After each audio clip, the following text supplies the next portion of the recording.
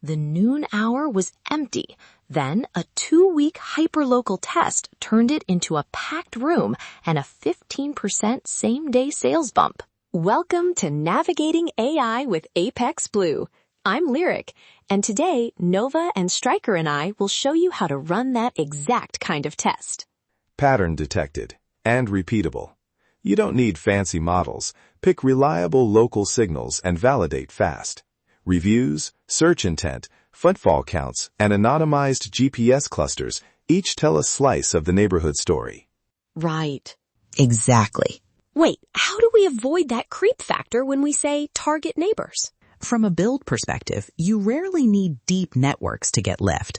Simple models, clear features, and tight guardrails win because they get you into a test and learn loop quickly. Hold up. How cheap are we talking?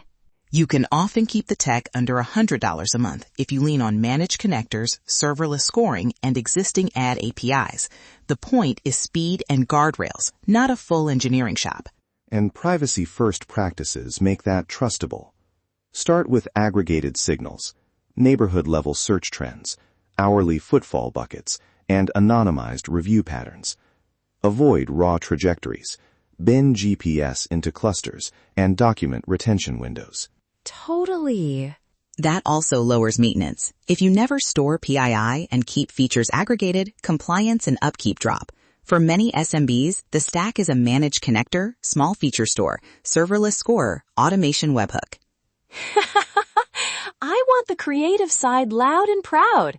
You can have the perfect signal and still tank a campaign if the message feels robotic. Micro details convert. Corner table with sun at 2 p.m., owner's cinnamon roll, even UGC lines like, love the corner table, see you at 2 p.m. Make a message feel local. Feed those micro details from your signals. If lunchtime searches for sandwich near me spike on Elm, the creative should read, hot sandwich ready in 7 minutes for folks near Elm and 3rd. Specificity and truthfulness build trust. Right. Template-driven copy with parameters wins. Build placeholders for location, time window, and offer, then populate from the model output. A/B test a human detail variant against a generic line. Nice. And sample checks. Automate a weekly sample pull that flags copy outside your voice rules, then have a human fix it. That's the feedback loop that prevents brand drift. Measurement is non-negotiable.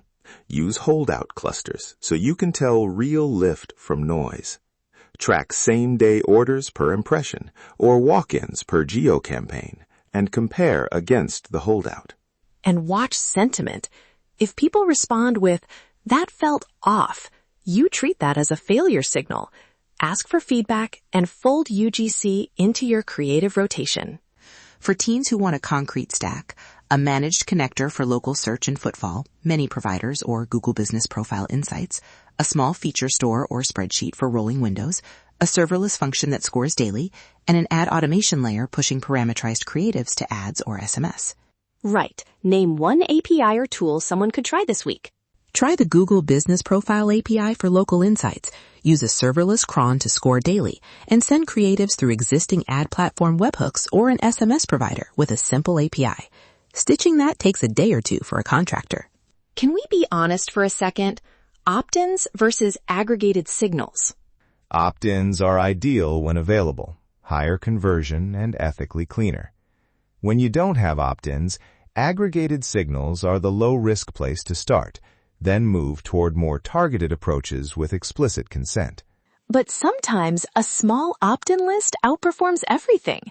If you can offer a simple incentive and capture those emails or SMS numbers, that CTIST tells you much more than aggregated trends. Curious. I don't disagree. Opt-ins first when possible. My hierarchy is opt-ins, then aggregated signals, then narrower targeting with explicit consent. That keeps risk and noise low while you learn. Exactly. Build the opt-in funnel into your local offers. Use that seed to validate bigger plays and scale using aggregated signals as your opt-in base grows. Okay, before we close, 3 things listeners can do this week to run a neighborhood test. 1. Data collection checklist.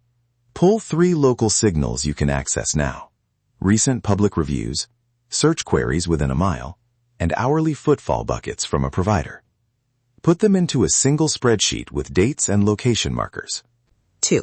A 2-line ad test. Variant A, specific local detail plus offer. Variant B, generic. Run each to a small geo-cluster for 1 week and keep a similar holdout cluster. Measure same-day conversions or bookings per impression. 3. SOP starter. One page that says who approves creative, how often you sample live ads, the KPI that triggers scale, and the budget cap. Time box tests to 2 weeks and keep human review in the loop. Quick privacy tip. Document retention and consent choices. It's a tiny trust signal that pays dividends in repeat customers. And instrument your measurement so you can separate real lift from seasonality. Small, controlled experiments beat big guesses every time. If you want templates, checklists, and a starter SOP, visit apexblue.com. We've put the 3-step playbook and creative templates there so you can run a test this week. Let's make it irresistible. Clarity achieved. Small data, small tests, measurable outcomes. That's the path to predictable neighborhood growth.